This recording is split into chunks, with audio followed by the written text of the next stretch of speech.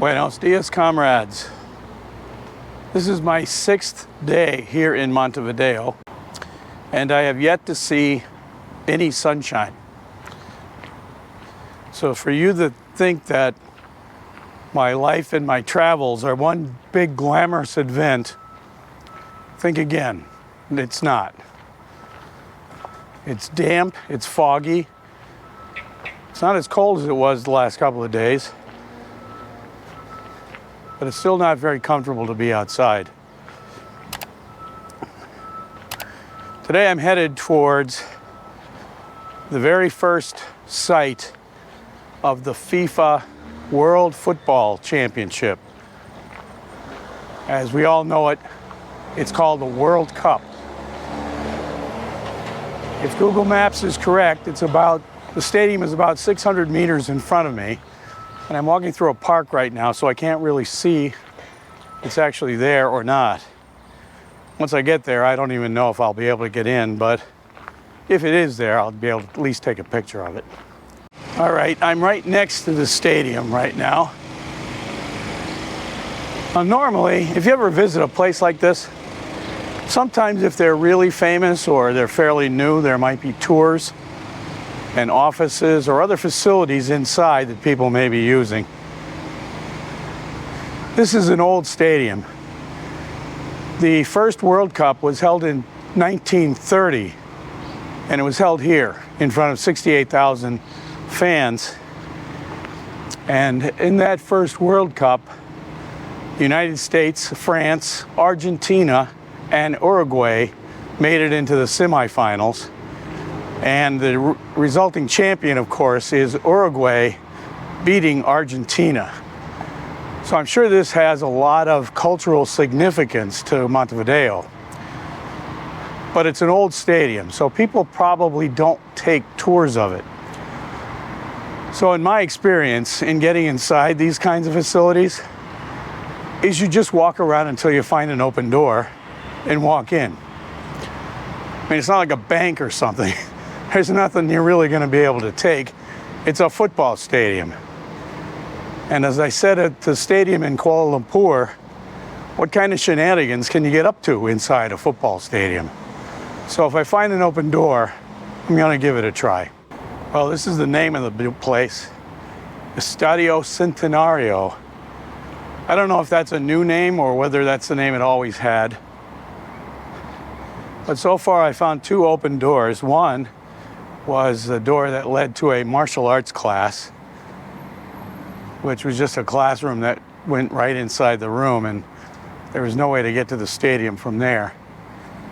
The second open door looked like the main entrance to the stadium, but it led to an office where I was told under no circumstances could I go inside the stadium. So that door had the most promise, but obviously it's not going to work. So I'm still looking for another, probably a workman's door or a groundskeeper's door. Those guys never lock their doors. So far, no luck.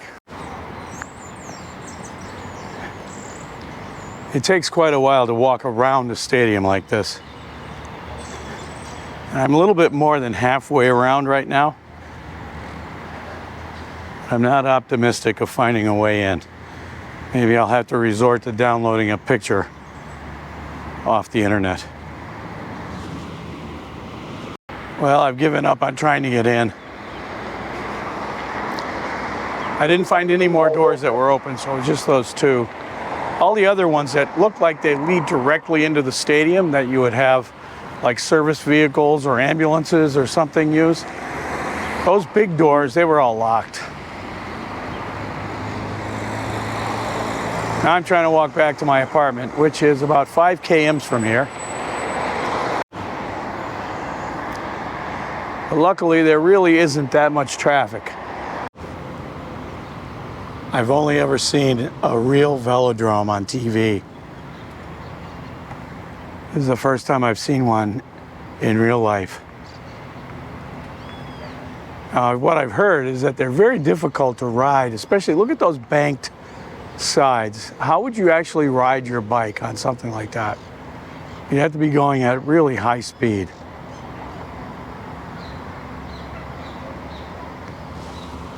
Getting back to my World Cup story though, like I said, it was the very first one that FIFA sponsored, and they decided to hold it in Uruguay because in the 1928 Olympics, I forget where that was, but you can look that up. In the 1928 Olympics, Uruguay captured the gold medal. So when FIFA decided to hold their very first World Cup, they awarded it to Uruguay. And almost all the games were played here in Montevideo in that stadium, which I didn't get to see.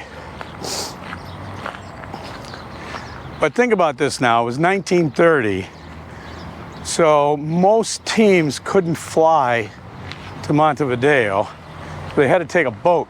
Most of the teams came from North and South America. Japan and Siam, as Thailand was called in 1930, wanted to go, but it ended up pulling out, I guess because of transportation issues. Egypt was also signed up to play in the tournament, but get this, the Egypt team missed the boat. How embarrassing that must have been. Anyway, that was about 15 teams, I think, that were registered for it, and maybe with the teams pulling out, they ended up with something like 12 or 13. But like I said, you can look that up. Well, this morning has turned into a really nice morning for walking.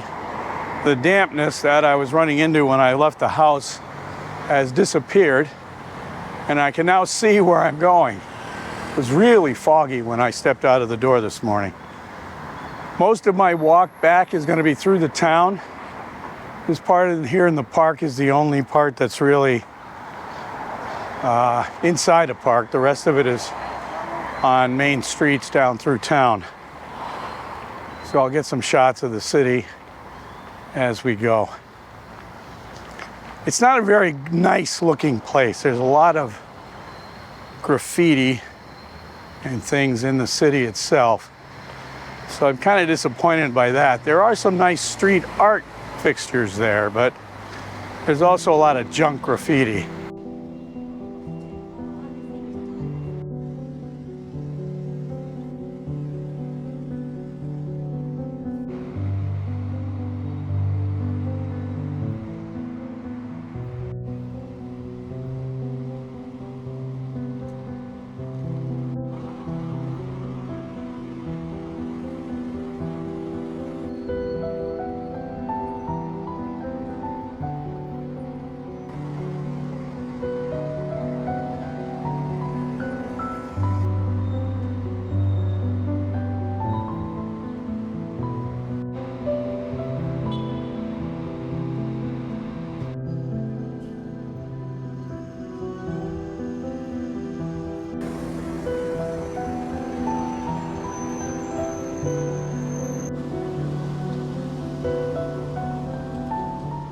As you can see, if it weren't for the graffiti, most of Montevideo would look like a nice city.